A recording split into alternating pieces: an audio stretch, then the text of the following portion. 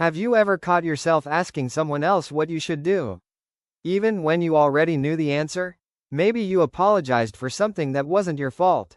Maybe you questioned your own memory. Maybe you ignored your instincts because someone convinced you they couldn't be trusted. That didn't happen by accident. You were taught to doubt yourself. And today, we're going to talk about how to find your way back. Chapter 1. It didn't start with one big lie.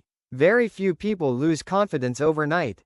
It happens quietly. Someone questions your memory. You begin to wonder if you remembered it wrong. Someone dismisses your feelings. You start believing you're too emotional. Someone criticizes your decisions. Soon, you stop making them without reassurance.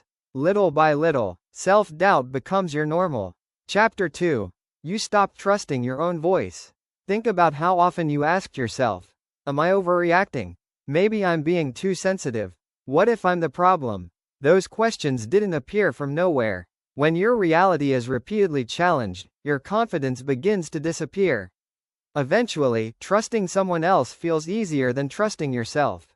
Chapter 3. The cost of self-doubt.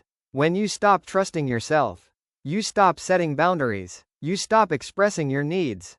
You ignore red flags. You seek permission for decisions that should belong to you. Not because you're weak, because you've been taught that your own judgment isn't safe. Chapter 4. Trust returns in small moments.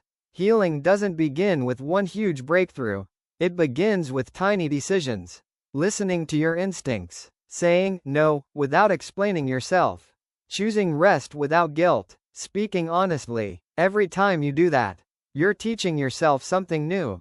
My voice matters. Chapter 5. You were never broken. One of the greatest lies emotional abuse leaves behind is this: I can't trust myself. But the truth is, your instincts didn't disappear. They were buried beneath fear. They're still there, waiting for you to listen again. If you've been struggling to trust yourself, please remember this. Self-trust isn't something you're born with. It's something you rebuild, one decision, one boundary, one act of courage at a time. You weren't born doubting yourself. And you don't have to live that way forever.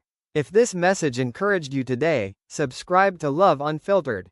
Every week, we're rebuilding confidence, self-worth, and emotional freedom, one conversation at a time.